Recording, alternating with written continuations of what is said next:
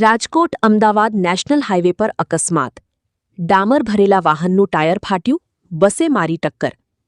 તરફ આગ જ આગ. 4 લોકોના મોત. ચોટીલા તરફ જઈ રહેલી એક ખાનગી ટ્રાવેલ્સ બસ ડામર ભરેલા વાહન સાથે અથડાઈ હતી.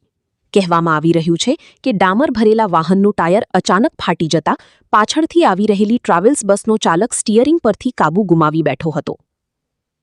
સુરેન્દ્રનગર જિલ્લાના ચોટીલા તાલુકાના સાંગાણી ગામ નજીક મોડી રાત્રે રાજકોટ અમદાવાદ નેશનલ હાઇવે પર ગંભીર માર્ગ અકસ્માત સર્જાયો હતો.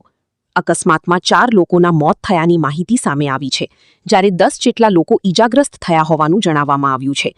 હાલ પોલીસે અકસ્માતના કારણોને લઈને વધુ તપાસ શરૂ કરી છે.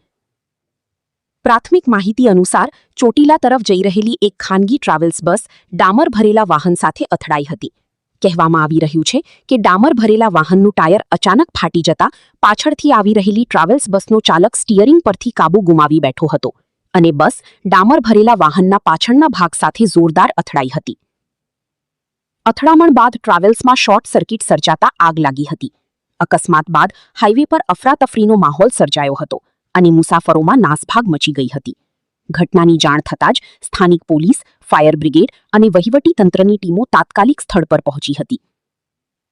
ફાયર ફાઇટર દ્વારા ભારે જહેમત બાદ આગ પર કાબૂ મેળવવામાં આવ્યો હતો અને બચાવ કામગીરી હાથ ધરવામાં આવી હતી.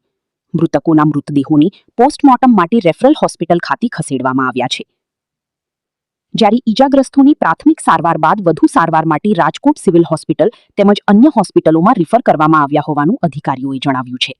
હાલ પોલીસે અકસ્માતના કારણોને લઈને વધુ તપાસ શરૂ કરી છે. Bureau report Babubhai Dabhi, SS2 news Chotila.